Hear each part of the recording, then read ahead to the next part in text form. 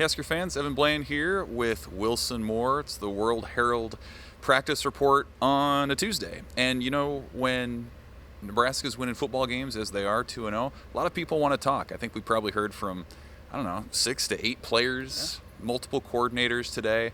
And the mood was very similar to what Matt Rhule struck on Monday, where they're happy with the performance that they put out there against Colorado, but there was a ton to clean up. I thought Raiola, the quarterback, had a good line that, the standard, you can acknowledge it, but maybe it doesn't need to be celebrated. And so I think that's kind of the attitude that they were taking coming into this week.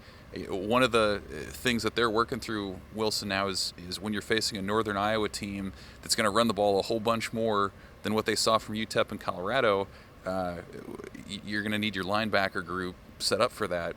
Mekhi Bear, unless his appeal comes through, is going to be out for that first half. He's been a starter for them. They're obviously already down Javen Wright with his own health issue. You had a chance to talk with Stefan Thompson a little bit, the Syracuse transfer. Kind of what's his mindset as he maybe has a chance to jump into a bigger role? Yeah, I think we see so many guys in this team. They stay on brand pretty well. And he talks about, next man up, practice the way you want to play, practice like you're going to start.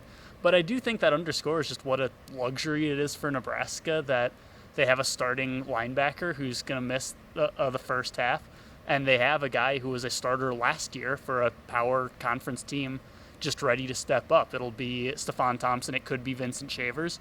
Won't be surprised if we see a combination of either of them if they each get a little more run. But I think that was one of my big things, was just how the depth that Nebraska got over the offseason, getting Stefan Thompson through the transfer portal.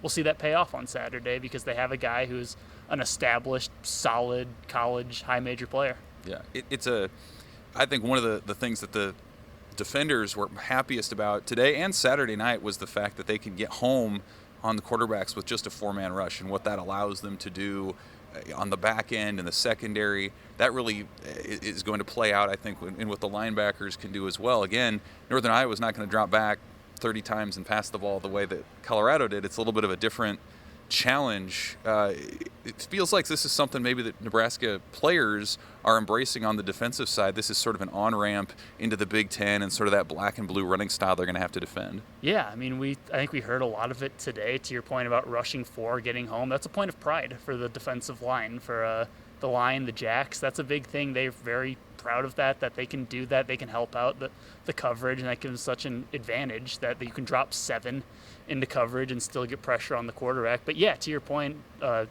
very different vibe of this game and just stylistically.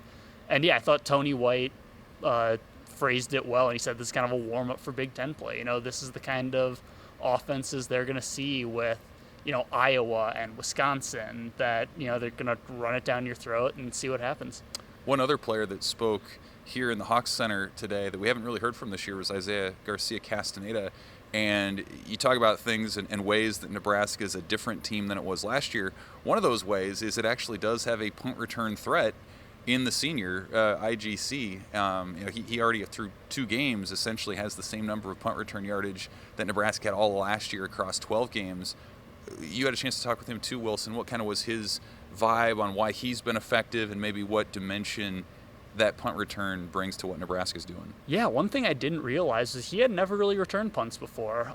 He was on the kickoff. He returned kicks a little bit at New Mexico State, but last year he was the backup punt returner for the one half before he got injured, so he fielded punts in practice. But other than that, he hasn't really returned punts in his career, which I think makes this more impressive, that he's turned this into a real asset for Nebraska, something that was a major glaring weakness. Right. I think is something you didn't really notice was bad. Like, something you don't notice is a weakness until it becomes one, which is what it was last year for Nebraska. They had guys who couldn't catch the ball.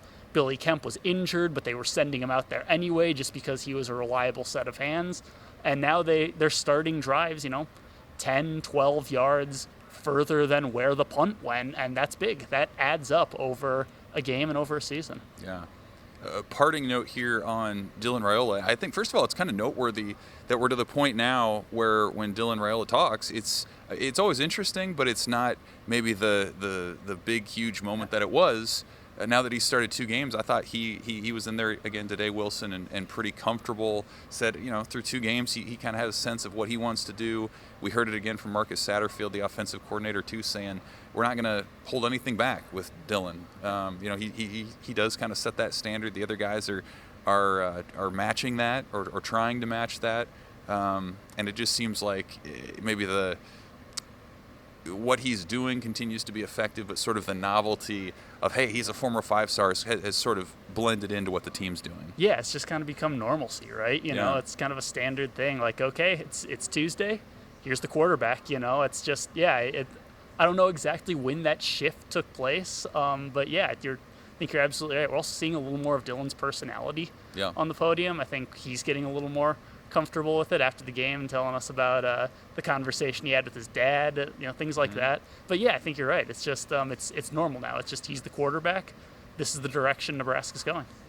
Busy day. Nebraska keeps working. They spent a lot of time on film. They feel like they still have a long way to improve, and that's a heck of a good news for Nebraska fans who just saw a 28-10 win over Colorado. So you got Northern Iowa this week, and then Big Ten play comes in after that. We'll be around for that. Hope you guys stick with us and enjoy the Northern Iowa game under the lights here this weekend. For Wilson, I'm Evan, World-Herald. Thanks for watching, guys.